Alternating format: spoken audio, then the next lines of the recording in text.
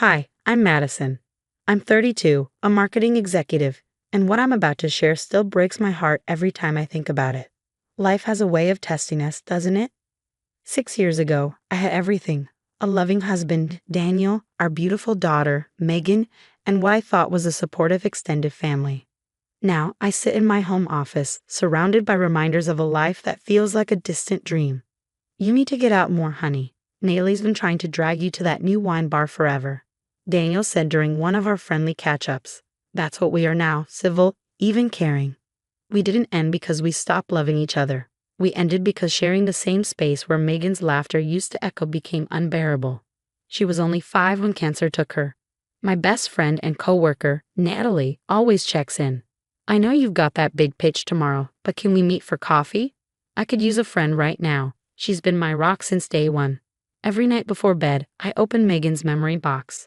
It's my most precious possession.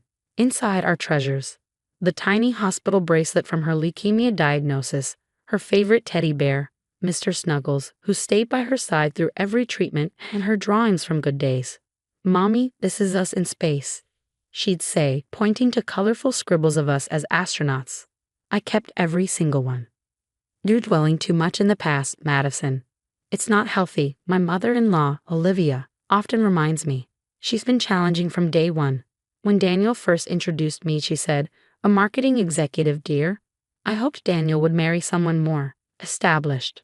I've learned to keep things civil for Megan's memory. The last letter I wrote to Megan is in that box. I wrote it the night before. Well, some memories are still too raw. It simply says, "My brave little astronaut, Mommy loves you to the moon and back." Olivia means well, or so Daniel's sister, Lisa, insists. She just shows it differently, Lisa said at last month's family dinner. That's one way to put it. Olivia never misses an opportunity for subtle digs about my background or my grieving process. The memory box sits on my bedside table. Some nights, I just hold Mr. Snuggles, remembering how Megan would insist. "He needs a goodnight kiss too, Mommy. He's scared of the dark." That box holds 6 years of memories: first shoes, birthday cards, lunchbox notes from Daniel and me. "Hey, we're still family," Daniel reminded me last week, "no matter what Mom says." He understands why I keep everything, every drawing, every photo, every tiny reminder of Megan. It's not about dwelling in the past. It's about keeping her memory alive. But I never imagined how quickly everything would change. How one person's cruelty could destroy the fragile peace I'd managed to build. Daniel is engaged.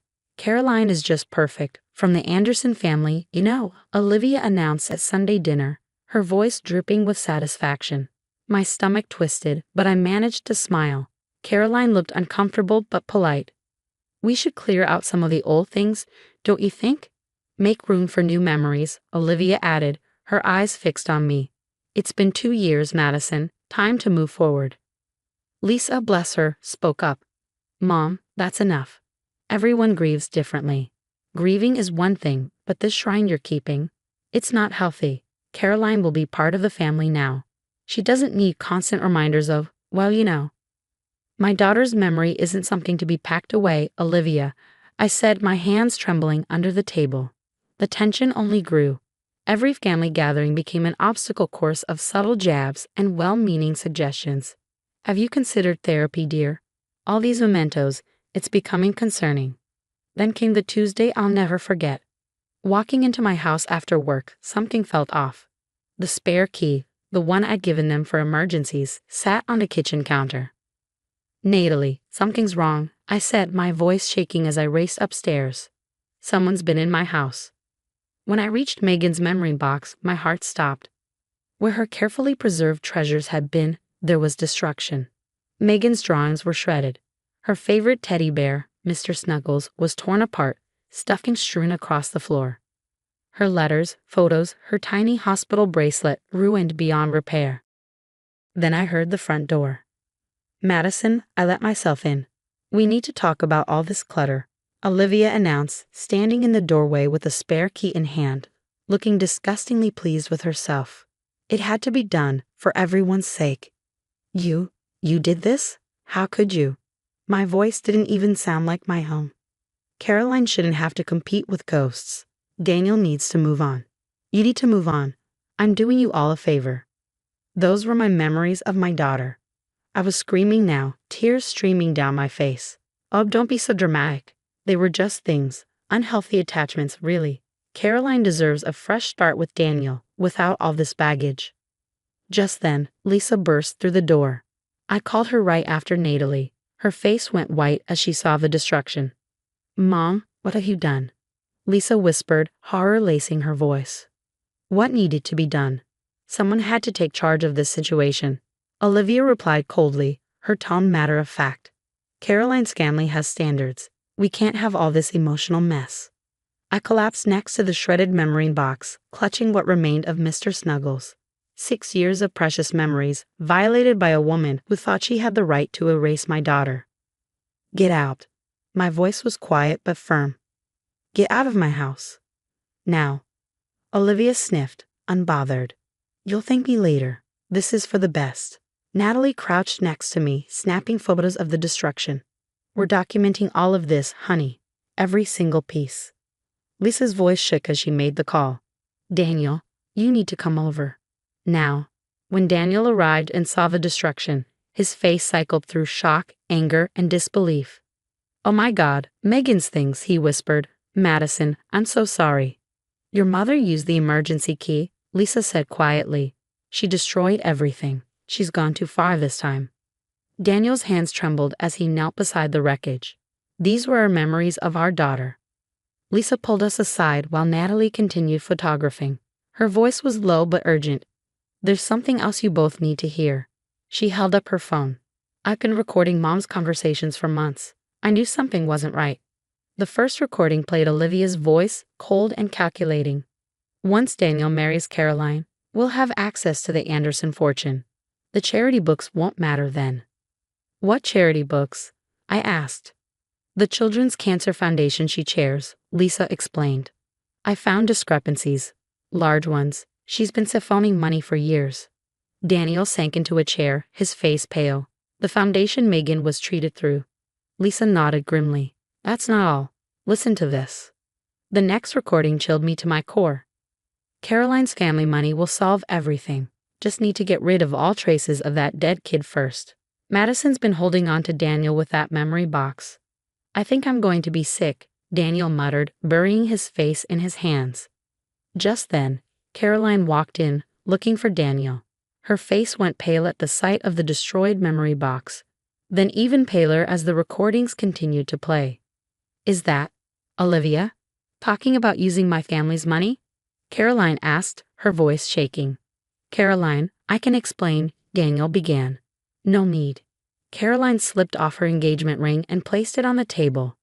I've seen enough. My family doesn't associate with people who destroy children's memories or embezzle from cancer charities. She turned and walked out without another word. After Caroline left, Lisa shared more evidence, bank statements, emails, records of donations that never made it to the foundation. She's been doing this for years, Lisa explained, using her position as chair to funnel money into personal accounts. The memory box was just her latest attempt to control everything. The foundation board needs to know, I said firmly. I've already started gathering everything they'll need, Natalie chimed in, showing us files she'd been compiling on her laptop. Daniel looked broken. My own mother, stealing from the same charity that helped during Megan's treatment. She's getting sloppy, Lisa added. The engagement to Caroline made her cocky. She started talking too much, keeping fewer records. We spent hours going through Lisa's files. Each piece of evidence revealed more of Olivia's manipulation, how she'd forced out board members who asked too many questions, how she'd redirected grieving families' donations. You know what this means, Natalie said, looking up from her laptop. When this gets out, she loses everything. Lisa finished. Her reputation, her social standing, probably her freedom. Good, Daniel said firmly. After what she did to Megan's memories and to all those families. I clutched what remained of Megan's favorite drawing. Olivia thought destroying these would erase Megan, make everyone forget. Instead, it had exposed everything. She thought she was erasing Megan, Lisa said softly, but all she did was expose her own crimes. Natalie squeezed my hand, her phone ready. Are we making the calls? I nodded. Let's begin. The unraveling started the next morning. The news broke. Breaking news. Local Children's Cancer Foundation chair under investigation for embezzlement. Olivia's carefully crafted world crumbled. Did you see her face at the emergency board meeting? Lisa whispered to me later, when they showed her the evidence. The boardroom had been packed. Olivia stood there, her designer outfit perfectly pressed, trying to maintain control. These accusations are ridiculous, she snapped. I've given everything to this foundation, including $500,000 of missing funds. A board member countered, sliding documents across the table. Then Michael stood up. After 40 years of enabling her, he finally found his voice. I've already contacted my lawyer, Olivia. I won't be dragged down with you. Michael, sit down, she hissed, but he walked out, leaving divorce papers on the table. The scandal exploded. Every news channel covered it. Prominent socialite accused of stealing from Children's Cancer Foundation. Daniel confronted her outside the courthouse. How could you steal from sick children? From the same foundation that helped your own granddaughter? I was protecting our family's reputation, she screamed, mascara streaking her face. Everything I did was for this family. No, Mom, Lisa said, her voice steady. Everything you did was for yourself. We're done. Her social invitations stopped. Her country club membership was revoked. Her carefully curated circle of friends vanished overnight. Meanwhile, in Megan's old room, we started something new. Look what I found in my attic, Lisa said, pulling out a box. Inside was Megan's Halloween costume from when she was 4. I saved it. Together, we created a new memory box. We restored what we could: photos, videos, and little treasures Lisa had kept. Remember when she insisted on wearing her astronaut costume to Thanksgiving? Daniel laughed, adding a photograph. 6 months later, we stood in the garden of the Children's Hospital beneath a sign that read, Megan Stars Foundation, supporting families fighting childhood cancer. In honor of Megan and every child fighting cancer, we promise complete transparency and unwavering support for families in need. The garden was beautiful, filled with twinkling lights and mechanical butterflies Megan would have loved. Children pressed buttons, making the butterflies dance. Mom would have loved this, Lisa said, squeezing my hand. From across the street, I saw her.